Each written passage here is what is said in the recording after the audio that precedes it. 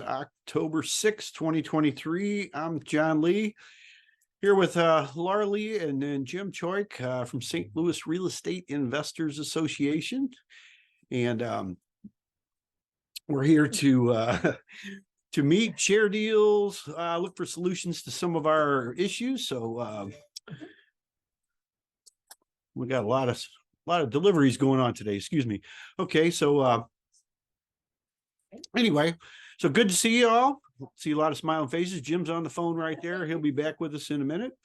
So I don't know. We got a couple announcements, I guess, coming up. On the 17th of October, we got Roger Wallach coming in.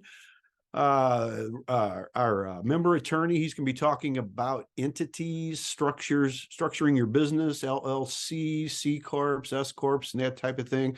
Also, some common mistakes that a lot of landlords make when they go to when they're going through evictions and things like that. He's going to shed some light on some of that kind of stuff. So be very informative. If you can at all make it, please show up at the Moolah Shrine Center. We'll get started about 6:30 for networking, and then Roger will start talking probably right around 7 o'clock. If for some reason you can't make it, we do have you covered because we will have it available on Zoom for those that are in other parts of the country and around other parts actually of the world or whatever. So we will have that going.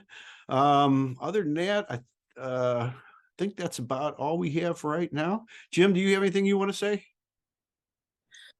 No, John, I think you covered it. Just make sure, if possible, let them, get to the meeting on the 17th. So I think Roger probably have a lot of good information for him.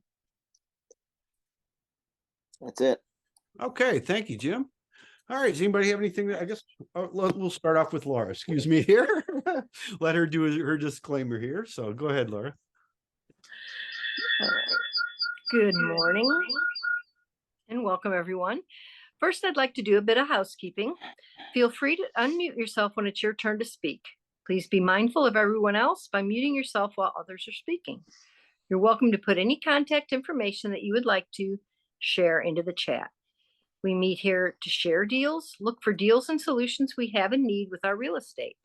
We're not your financial advisors, attorney, or accountants.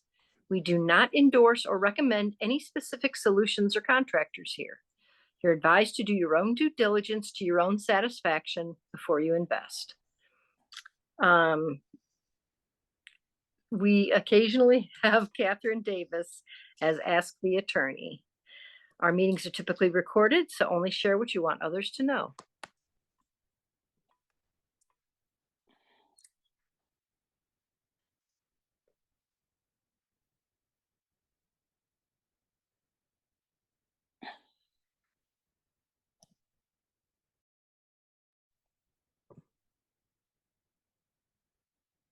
John, you're still muted.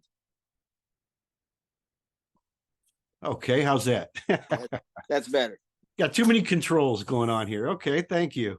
Let's see. Does it looks like David, you put something in the chat here? What do you want to unmute yourself? And yeah, you said housekeeping, and it made me think of house cleaning. I've been trying to find a house cleaner or housekeeper or whatever for my own house to clean it, because I learned from Robin Thompson. We haven't had her there for a while, have we? Robin Thompson, about MWAs, minimum wage activities. Us real estate investors should not be cleaning their houses, and that's what my wife explained to me over and over. And so my housekeeper had a baby, and that kind of really messed things up. So if anybody has a friend or a recommendation for someone that kind of lives in St. Charles County-ish, who cleans houses, maybe one day a week, maybe 2 days a week, throw it in the chat box, or call me, because this is recorded. So call me at 636-685-2990. I'll throw that in the chat box. 636-685-2990, St. Charles County, Missouri. Thanks a lot, guys. all right, thank you, David. Yeah, if anybody has a housekeeper or knows of one, please refer them on to David there.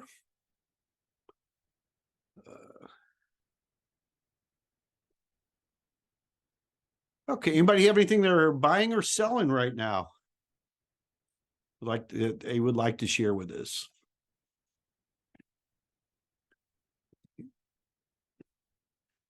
I have. Go ahead. Sorry, Jim. I got a retail house. So none of us cheap wholesaler rehabbers, this is not for you. This is retail. But if you are personally looking for a house in St. Charles County, we have a 3-bed, 2-bath, full basement, completely renovated house that's going to hit the MLS. I'm not sure if it's going to be this weekend because it's already this weekend, or it'll for sure be next weekend. But if you want in on that before it hits the MLS, get a hold of me. It's it's basically it's only about 1,100 square feet, 3-bedroom, 2-bath, finished basement, making it 2,000 type square feet of living space. Beautiful backyard to a park, a big park that you have a gate in your fence to sneak into the park from your backyard. So it's great for people that go through gates. So I have to be careful of the laws. I can't say it's great for a family, right? Because if you're renting, you can't say there's certain things in rent when you rent a house, you can't say that it's good for this, whatever the HUD laws are, right, kind of thing. But anyway, so it's got a gate to a park that's great for people that go through a gate that are maybe not as tall as the gate. Anyway, so contact me at 636-685-2990 if anybody's looking for a home in St. Charles County, off of Zumbell Road. Just to give you a perspective, Case Springs, Zumbell Road. It's going to hit retail for $259,900. $259,900 is the price, and we can make a deal with you on that too. But we're going to hit that, so I thought I'd throw that out there, John. Thank you, David. That sounds like a good opportunity for someone on a retail basis. Would you like to put your contact info in the chat, please, too, for people writing them down? That'd be great.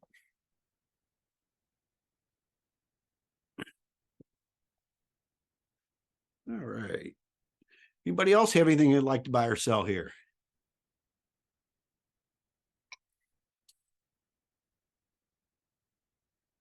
It's a good time to get out this weekend. It'll be a little bit cooler and nice before Halloween kind of hits here. So it's a good time to look for houses and actually get your projects done too.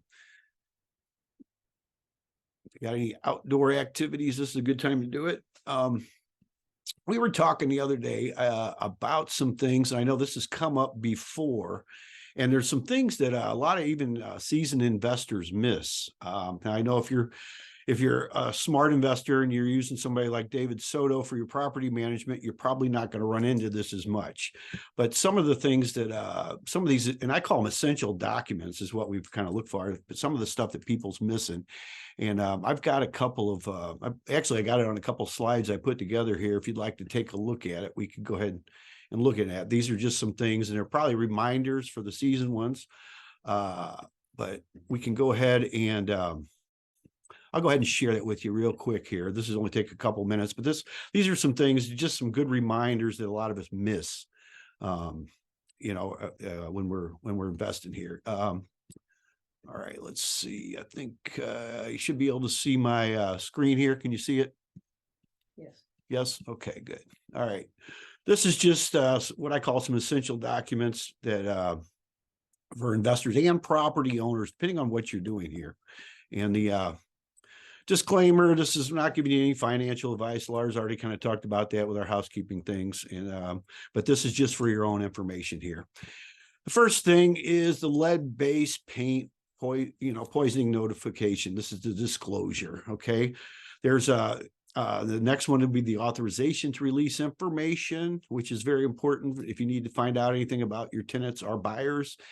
And then you want to become an additional insured on their insurance too. So first thing is the lead-based paint disclosure here. Now this over on the left is a document that's put out by HUD, and this is what you're actually required to give to anybody who's a tenant or actually even a buyer.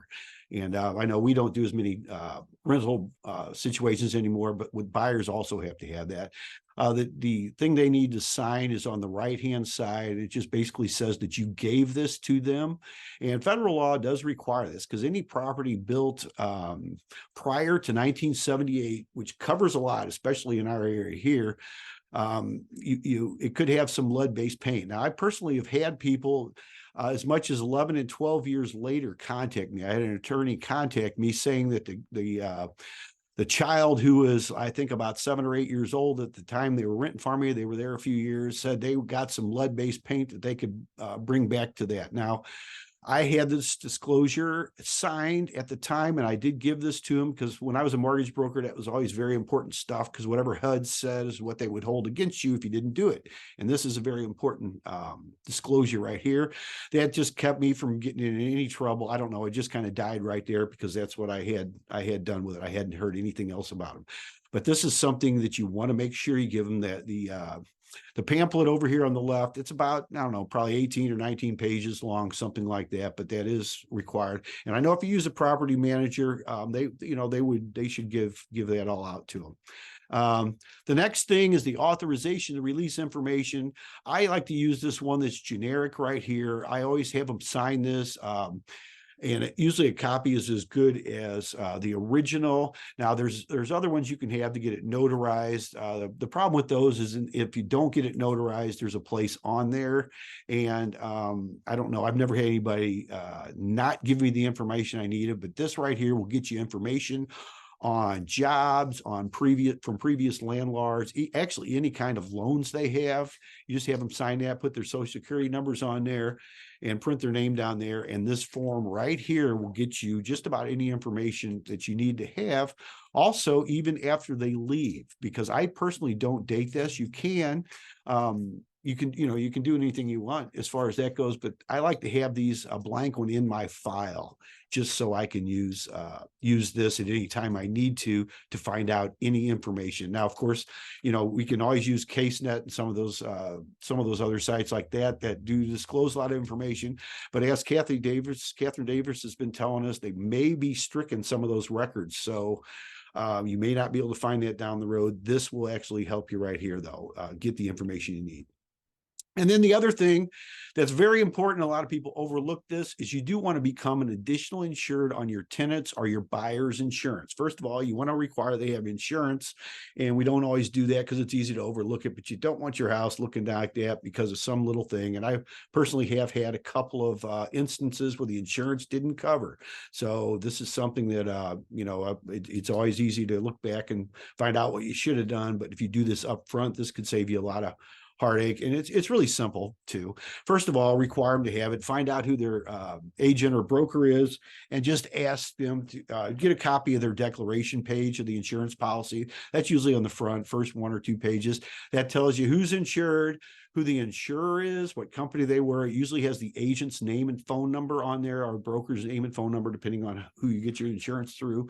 And then you contact them, and you want to become an additional insured. Okay, you want to contact them and just say, hey, they're with your disclosure that I just showed you. They should go ahead and give that all to you because that's what that form does. But this is a way you can get on here.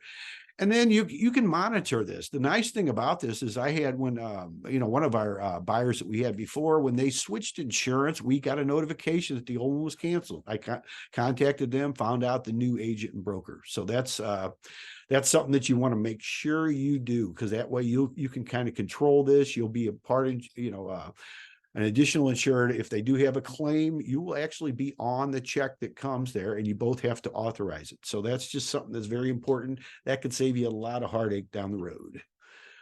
So those are the 3, I call them essential documents for real estate investors, property owners. That's your lead-based paint disclosure, authorization to release information, and then you want to become an additional insured. So if you'd like to have a copy of these slides and the templates for that, I'd be happy to give them to you. Just send me a request right there at my email address, and I'll give them to you. So that's about all I have that I wanted to share with you, because that's come up a few times and it could be very, very important for you.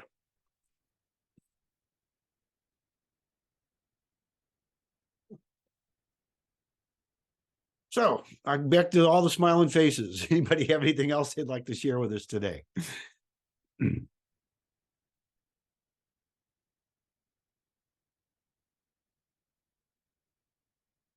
I'll share a little bit, John. Sure, Laura. Yeah, hey everybody. Hope everybody had a great week. A little update, my Jennings deal that I talked about last Friday, found a buyer for it, so we're heading to closing on that.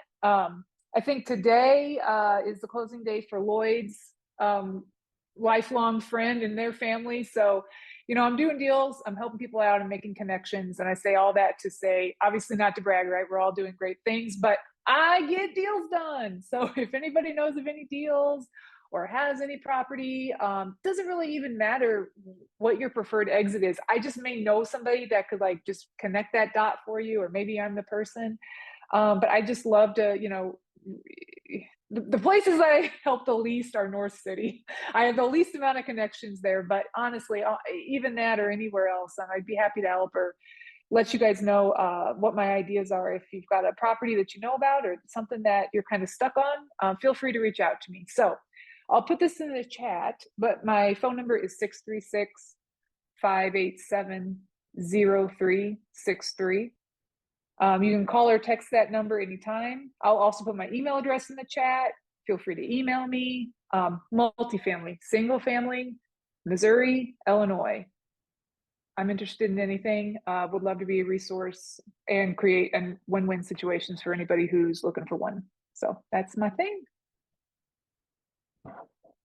Thank you, Laura. Yeah, and if you could please put that in the chat, that'd be great. And Laura, I will definitely stick up for her and saying she is the one to contact. If you have any deals that you don't even know about, you need a creative solution, she is a great person and full of good things and has good intentions with everything she does. So knows a lot of people. So I would definitely say put Laura's contact information in your Rolodex or however you keep those things these days, and keep it handy because she's a good one to know. So thank you, Laura. Thanks, John. Yeah, I appreciate it. 636-587-0363. Thank you very much.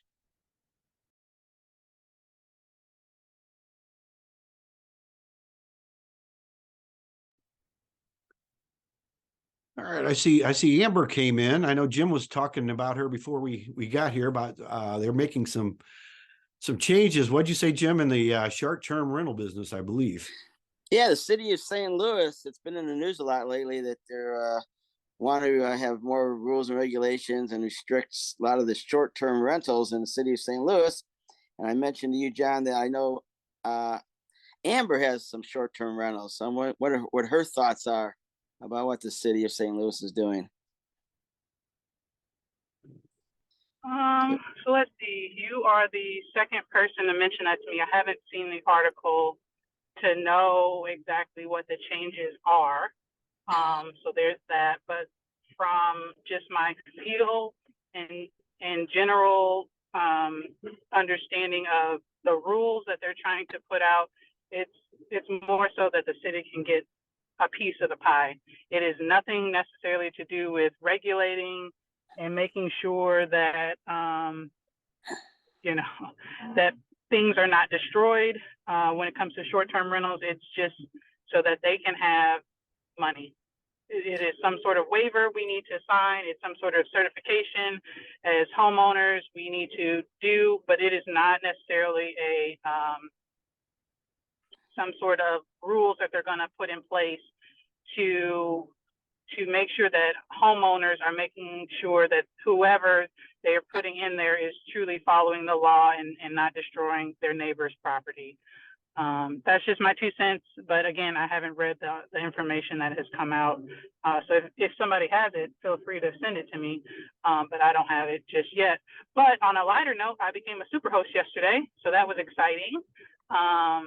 It doesn't necessarily matter because my tenant who's been in there for, this is my short-term rental, which technically it's a mid-term rental because she's a nurse.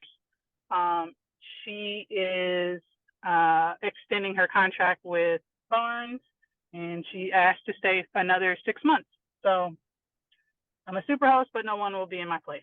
But when it does come time to put someone new in there, super hosts obviously get a different, there's like a button you can check to make, or there's a button you can check, and people specifically look for properties that have been vetted, have had the experience, and they know what they're getting themselves into when it comes to renting from certain people.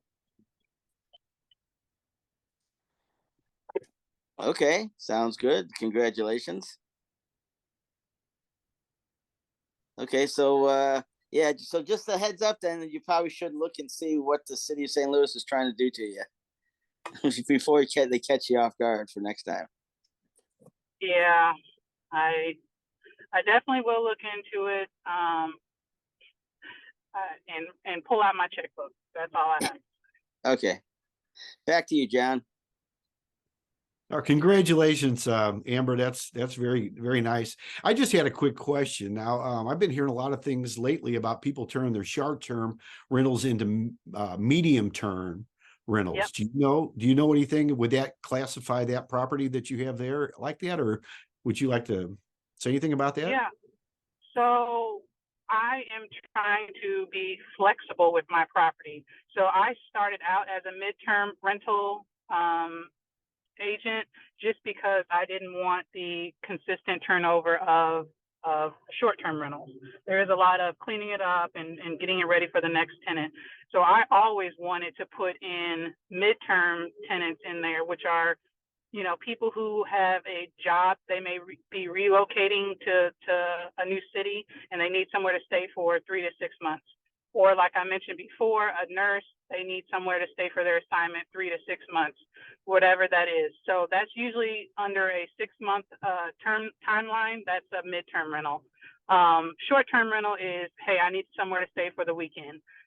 Because a lot of people do not know the midterm rental websites, they tend to lean towards Airbnb, which you can still use. Airbnb, VRBO, whoever you decide, but most of those are geared towards short-term rentals. But based on your timeline, when you're looking for somewhere to stay, that's how that's the biggest difference. I mean, it's the same platforms. There's other ones specific for midterm rentals, but that's all the differences. And then obviously a long-term tenant is someone that you have a lease with. Now, what I will say for my midterm rentals, I've always had a lease with them as well. I make them pay a security deposit as well, and they sign a lease. I do a background check on them.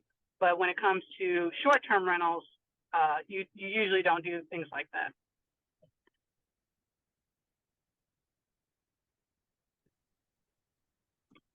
Okay, thank you, Amber. I like the idea that you don't have to clean as much, and it sounds like a little bit less hands-on. It looked like, to me anyway, a lot of the short-term rentals are like another job, and it's like something else to do. You know, where there's a lot of moving parts.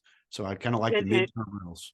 Mm-hmm. Yeah, you're right. I mean, for short-term rentals, you can have anywhere from somebody. I mean, depending on what rules you signed up for.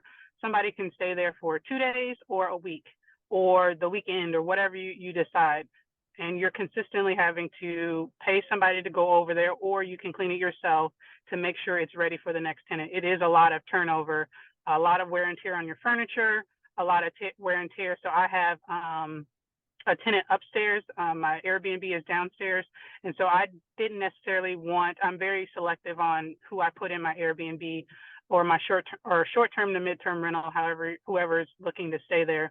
But I am selective in who I put in there to make sure my tenant upstairs is not aggravated or that they even notice a difference. You know, I would say my second midterm rental, they invited me to their wedding, right? So that I just developed a relationship with these nurses that worked at Barnes. They came back to St. Louis. They're from St. Louis.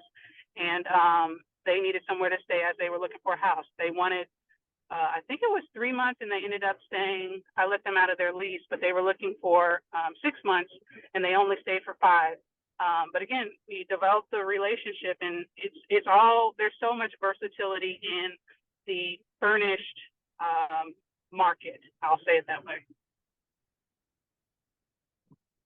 Well, you brought up a couple of good points there, Amber, too, because I know we stayed at short-term rental down at Lake of the Ozarks this year, and they had on the written directions, and I think on emails too, but they, one of the biggest complaints they had was the neighbors. They didn't like people that were there, and they even had it on the refrigerator, that this neighbor next door is the one you got to, really watch and all that kind of stuff. So you're talking about your tenants upstairs, and, these were condos on the lake there. So, I mean, you're going to hear a lot more of the neighbors. And I know that's been some of the complaints with the shorter term is maybe they didn't, it sounds like you vet them a little bit more than a lot of people do too. They're not just letting anybody in there, but that's a major concern, I think, for a lot of the neighbors there. So that's a great point.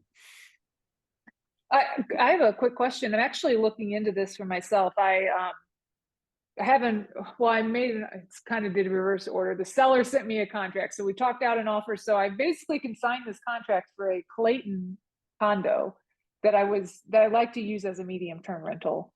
And this is all fresh within the last 48 hours. So that's why I don't have a lot of research done yet. But does anybody know if there's any restrictions specifically in Clayton?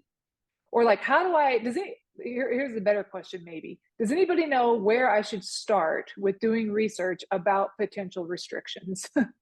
like especially, okay, great. That's exactly where I've started. So I feel like, the HOA could be like a non-starter. And whether I would use it as short-term rental, I'd like to do more of a medium-term rental. But anything else, Amber? I know you were talking and I just kept talking. So I'm all ears for any other information. No, I was done, but that's where I would start with the HOA, because that can definitely be a non-starter. I've seen people try and work around it, but I would not recommend you working around an HOA, because you've been in the business long enough, you'll pay money to this condo owner, and then the HOA finds out, and then you're out of your money because you thought everything was smooth and it was not. So that's definitely where I would start there, to make sure that they're okay with your idea of midterm rentals. And in addition, I would explain what is a midterm rental, because you don't want them to be shocked saying, no, we don't want people consistently in this building and making noise. Okay, no, they're not going to be. These are 90% of them, 99% of them, blue collar professionals. They come in, they need somewhere to stay, and they're quiet. These are the rules I will put in place to make sure that they are quiet. Just different things to put them at ease, to let them know, either if they don't have rules, to say, no, give me a pass and let me do this, and this is why it's beneficial to this community. Got it. Yeah, no, I love that. And so I was thinking, like, one of the ways to sort of craft that. So it sounds to me like your leases on midterm rentals are 6-month minimums. Is that what I heard you say?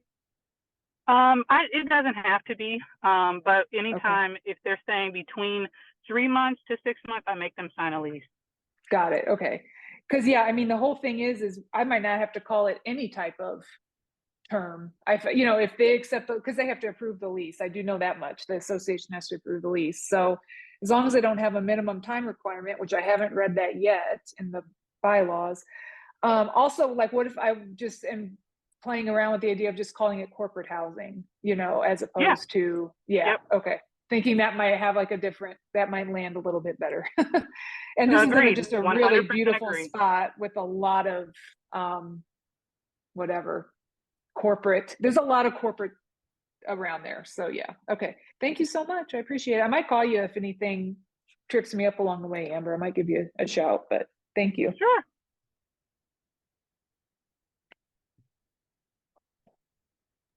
That's some great insights there too. Start with the HOA. That's really important. I know we looked at a place in Hazelwood many years ago and found out you could not rent there after we got into the deal. And that's kind of how we got out of it. But you need to know all this stuff up front. Yeah.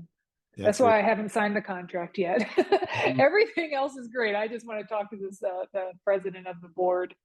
And of course I have a contingency written in too, but and I do have lots of experience owning condos as investments and living in them.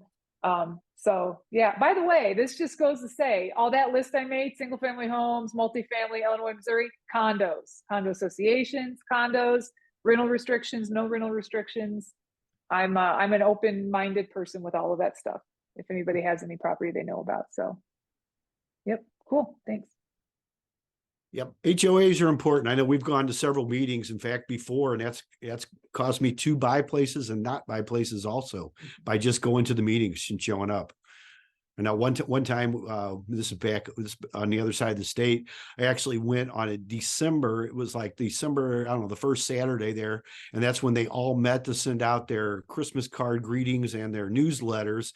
And I actually met with them while they were stuffing the envelopes and talked to them. And that made the difference on us buying some properties for back taxes as opposed to not, because they told me on the phone they wouldn't do it, but then, you know, they wouldn't waive all the back fees. But then when we showed up and I showed them what we were doing and showed them our track record, they agreed to it. So it, you know, meeting in person is a whole different world than meeting on the phone. I mean, even virtually, we do, you know, we love meeting here every Friday, but I know when we used to have the lunches and we met at Applebee's, you get a little bit different feel for people and things like that. So just something to keep in mind. Good insights there.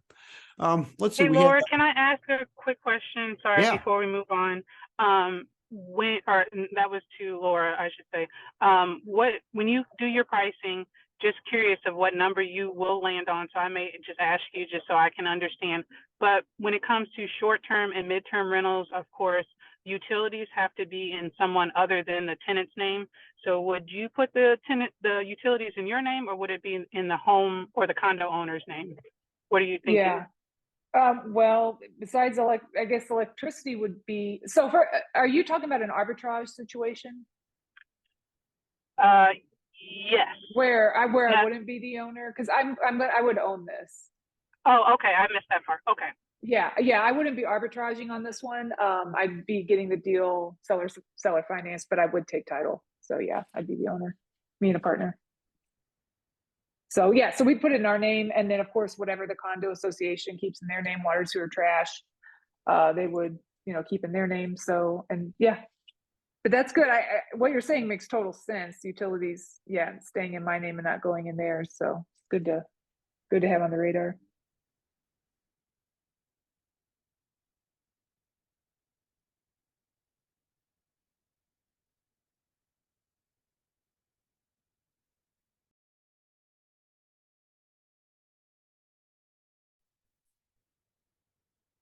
All right. Let's see. Erin had some stuff in there. She's new to the group, or let's see.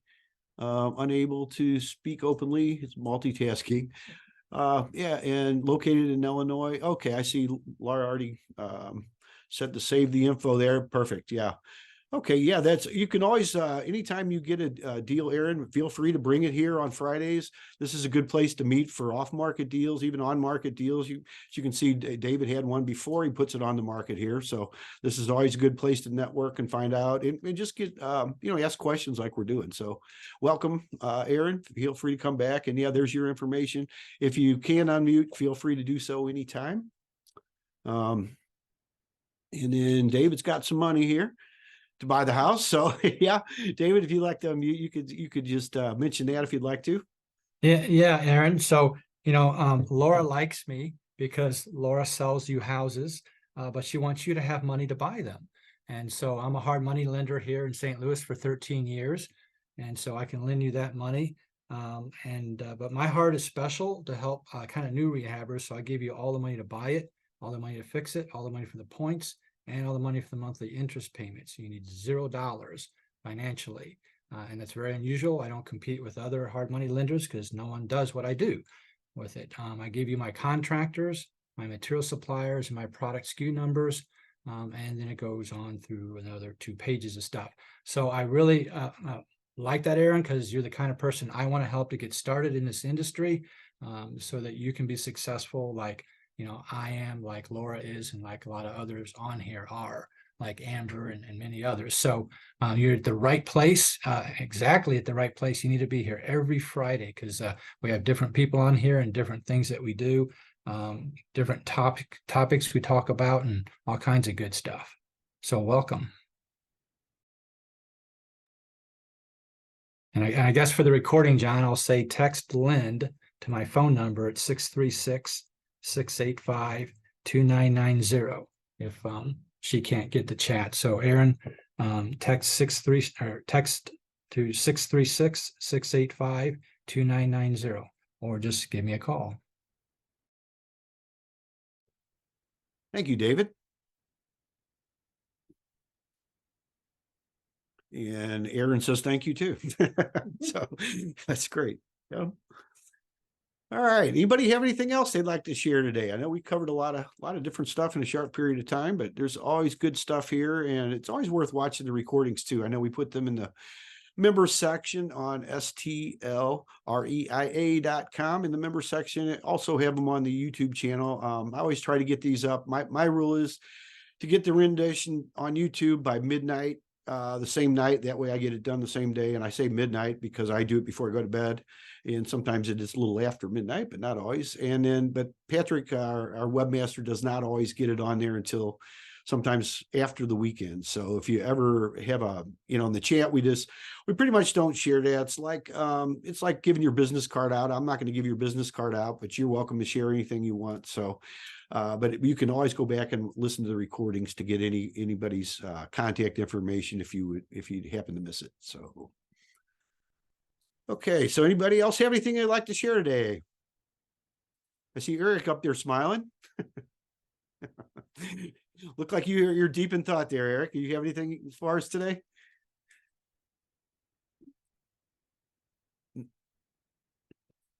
No. No, I'm in California right now. Okay. How's your mother doing? You don't mind me asking. Well, she's hanging in there. That's why I'm here. The health, I don't know if you heard about it, like Kaiser, the health people are all on strike. And that affects maybe over, I say about 13 million people. And they're on strike for a couple of days. And I think this is the last day. So if they don't get a payment today, because what it is, California, they're trying to push for minimum wage for $25 an hour. And if they don't get it, they're going to go back on strike in November. So that's what's happening now. Wow. A lot of stuff going on. Well, the very best to your mother there, Eric. And thank you. Yeah. Mm. All right. Let's see. We got Tiffany has something here. Buyer looking for 3+ bedroom home within 20 minutes of St. Charles.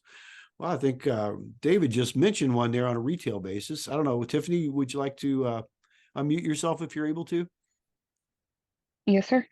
So buyers are looking for 3+ bedrooms at 160 or below, max of 170. They're fine with doing their own repairs and everything. North County is fine. St. Charles County is fine. Doesn't matter as long as they can be within 25 minutes of the hospital. He works as a minister, like part of the clergy within the hospital, and he has to be within like less than 30 minutes of the hospital for days that he's on. So they have to stay within that radius. If anybody has anything coming up, please let me know. They are looking to move here October 20th. So crunch time.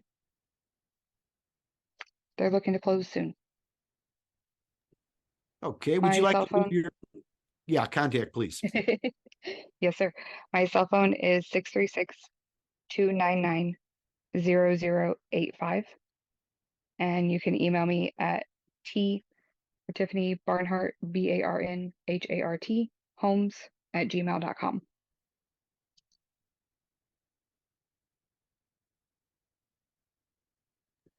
Okay. Also know someone who has a rental house in Central Florida. It's a larger home, 6 bedrooms that they're looking at doing a joint venture with or creative financing. So if anyone's interested in that, I heard Laura mention creative financing as well, and all the talk about short-term rentals and mid-term rentals. Just figured I'd go ahead and toss that out there. If anyone is interested, feel free to reach out and I can connect you.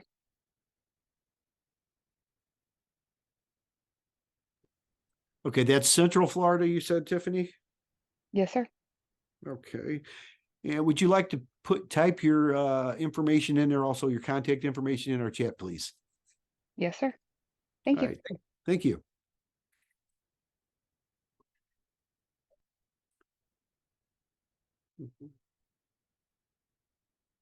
Okay. Okay. Anybody else have anything you'd like to share with us today?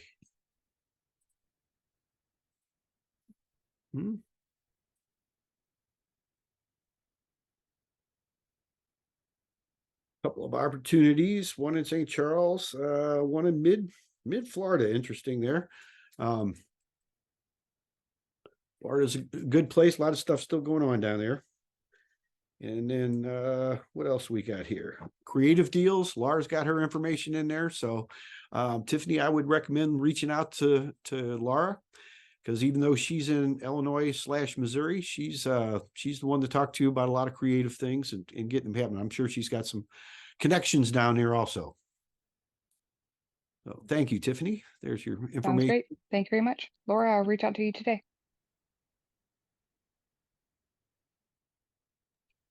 Hey, just curious, Laura, I got on late. What happened with your sewer deal? Did you go forward? Or Yeah. We're still working on going forward. We've got a lot of answers. Well, I learned a lot about septic systems. So at the end of the day, I won't tell the whole story how we got there, but at the end of the day, we figured that we're happy if the tank only gets replaced. And if all we do is replace the tank, we don't have to go get any special permission from the county. That's considered a repair, not a replacement. So we don't have to get extra soil tests. We don't have to get engineer drawings. So a bunch of those hurdles got knocked out of the way.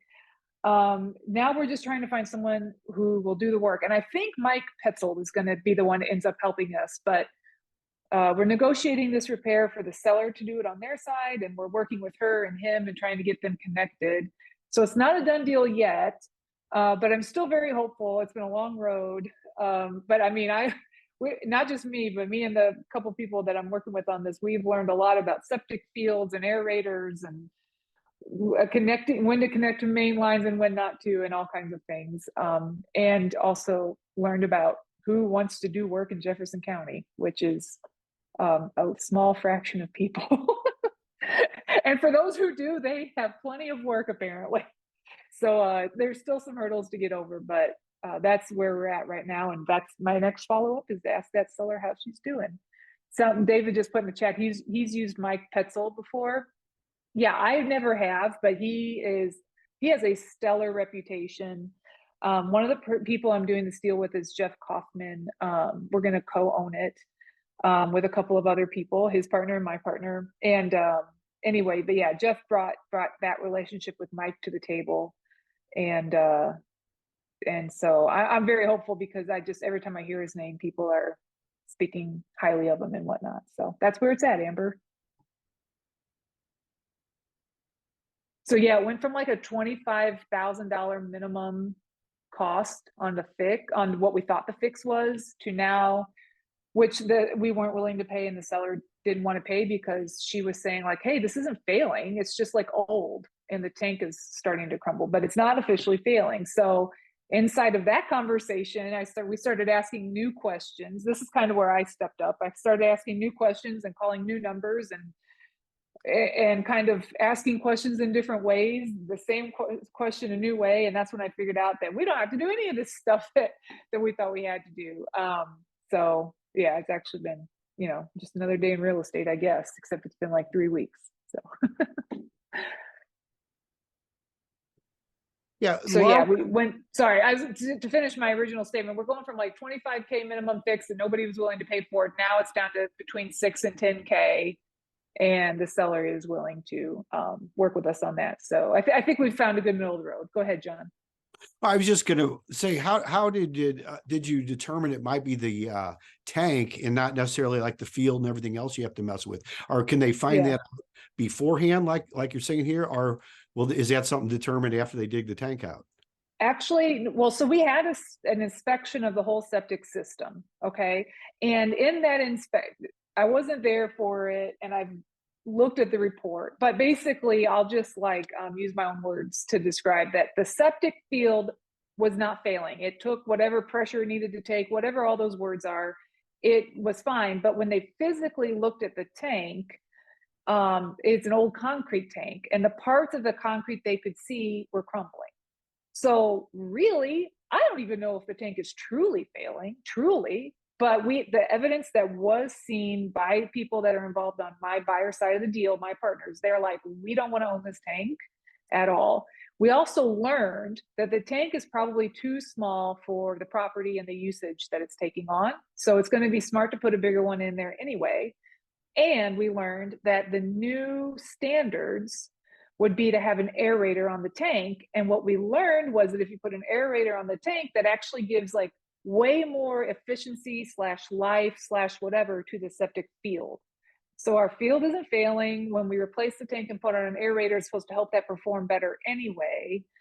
But again, this was not just like something we learned in an hour, right? This was like several conversations and stuff. And hopefully I'm describing it all correctly. But what happened, we got this report that said, your system's really freaking old and your tank's crumbling. And we just started looking at what does it take to replace the system?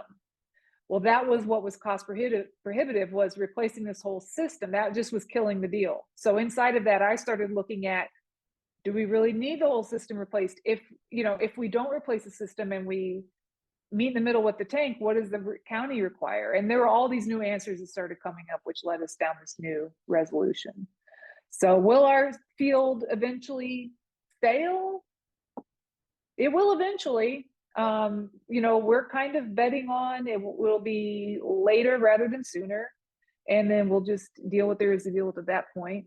And, what we're looking at is we are getting a good deal on this property. And we believe that the deal itself will sustain future repairs. So on the field. So.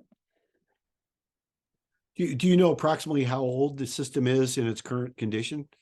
The tank and everything? I was just I've been told, and for me to recall, 60, 40, 60? How old is old? Isn't 40 like the life or whatever? It's like it's bumping right up against whatever the full life of a system would be. So I can't remember if it was 60 or 40, and I know that's a huge difference. And for someone who internalizes the information, they would be able to remember that, but I couldn't. So, yeah. Yep. Laura over here said 60 is the new 40, so maybe she was more. I don't know. I love it. Well, for our field, I need 100 to be the new 40 for 100. Okay. Yeah. So we're gonna get this new tank in and get it all fancified, run electric out to it, put an aerator on it. I don't even know what any of this means. Honestly, I'm just saying the words. I'm a parrot, but I know it makes sense for us on the deal. And luckily I'm not the only one working this deal. I'm bringing my strong suit in to my part, which is communication and problem solving, and they are all handling the details on what kind of a risk is this to us. So we're confident though. So yeah. What kind of difference, if you don't mind me asking, is the difference in the cost on just the tank itself as opposed to you mentioned 25,000? That sounds like the whole system, but what about the tank itself? What's the difference maybe on that? Well, I don't even know if 25 grand would be the cost for the whole system. What we learned initially was that if the city would require us to connect to the main sewer line, or the county, sorry, whoever would require us to connect to the main sewer line if we were within 400 feet of a connection and we were at 350 feet away. And we learned that, people just throwing out numbers on the phone to us, they said, you're looking at minimum 25K, maybe more like 35K to connect, okay, because of where you are, and you have to go under the main drag and all this stuff. It's a commercial mixed use space, so we're on the main road. They said there is an exception though, that if you can prove that the cost to connect to the main line, the main system, is double or more than the cost to replace your septic system, you can just replace your septic. We'll let you stay on septic if you can prove it's double the cost. Well, anyway, but then when we started looking at what does it cost to replace a septic system, and we're talking about everything here, that's when we learned it's kind of like, it's probably a little cheaper, but kind of close. It's like 20 grand maybe. Okay, so maybe not 35, but it's still like 20 or whatever. And that's when we started digging into like, okay, we know what we want. Yeah, of course we want all the bright, shiny new septic, but what do we really need? You know what I mean? Like what's reality here? And yeah, what do we really need and what's the cost? So when we boiled it down to, we would be happy with the new tank and the bigger tank and the aerator and the electric run out. Now we're looking at a cost. We've gotten numbers between 6,000 and 10,000. So where it's going to land in there, I'm not sure, but we're basically had a dead deal where it would take probably, you know, between 25 and 35K to revive it, now down to, you know, something we can work with for 6 to 10. Okay, thank you. I know it's always interesting when you start talking septic and sewer and all that kind of stuff, because I know we had a place in Herculaneum. It cost us like $1,200 to hook it up from our septic system. We didn't have to do that. My dad had a place in Festus, and it cost him like $15,000 to redo part of the field, and that wasn't even with a new tank. So I know they get in. Oh wow, yeah. We just did one out in our place down in Madison County, Missouri. And I think it was like maybe 15,000 for the whole brand new everything. They have them come in and put it in, and there you go. So yeah, yeah, that was even taking some trees down and, you know, putting it away from where the house is going. So I know they But- range dramatically. Yeah, they do. And it sounds like you were getting work done on a single family residence for the 15K. So for us being like a multi, you know, we're not some giant complex. It's basically like but you call it like 4 units, 3 are commercial, could be daycare space. We've got a car detailer. So when they were kind of calculating like how big or how expansive of a field we needed and the size of the whole system, it was even more. But yeah, it's expensive and it's weird and I don't know anything about it.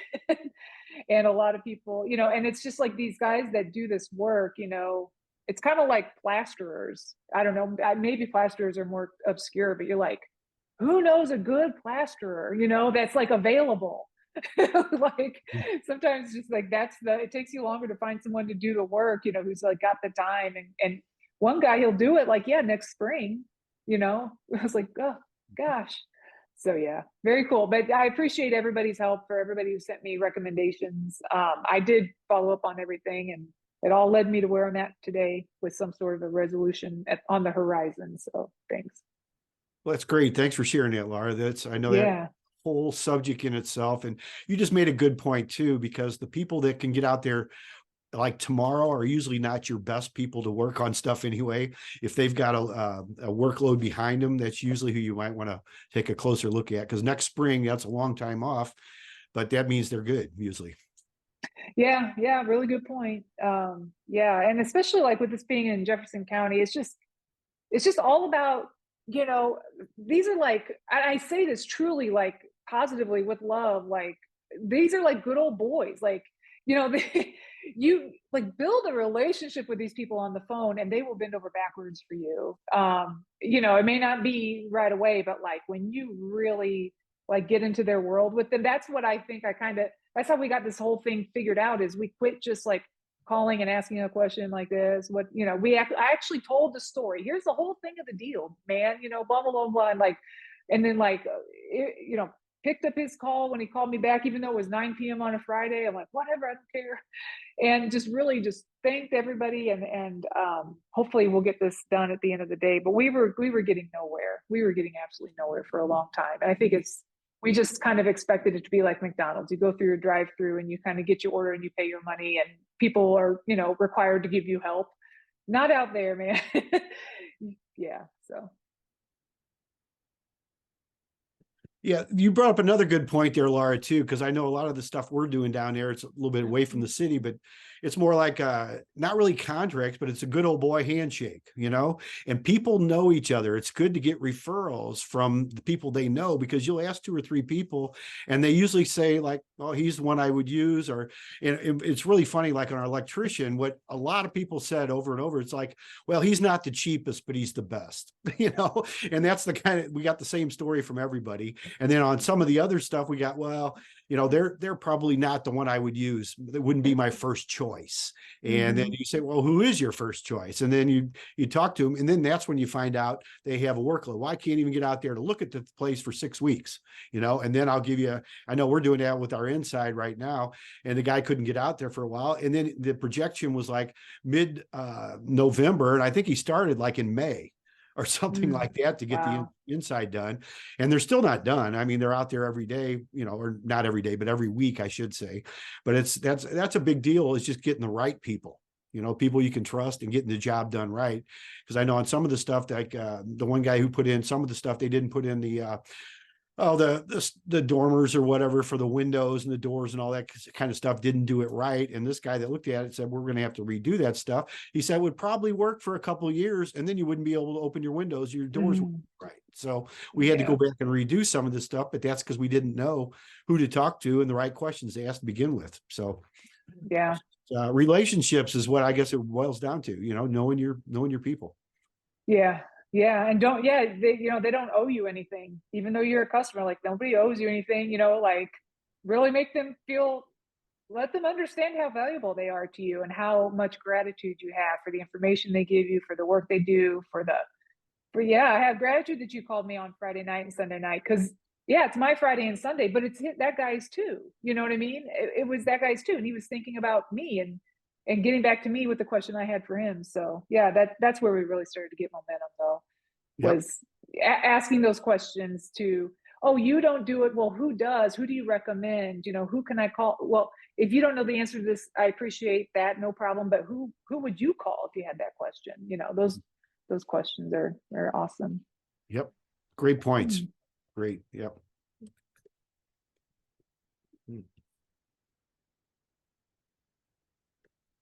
All right. Anybody else have anything they'd like to share today? I know we covered a lot of stuff, a lot of good stuff.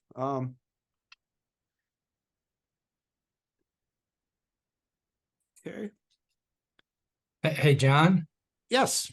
Yeah, it's kind of cool. Last week I had 154 people on my free short sale masterclass that I did. 154 people. That was really cool. From all across the country. Oh, thank you.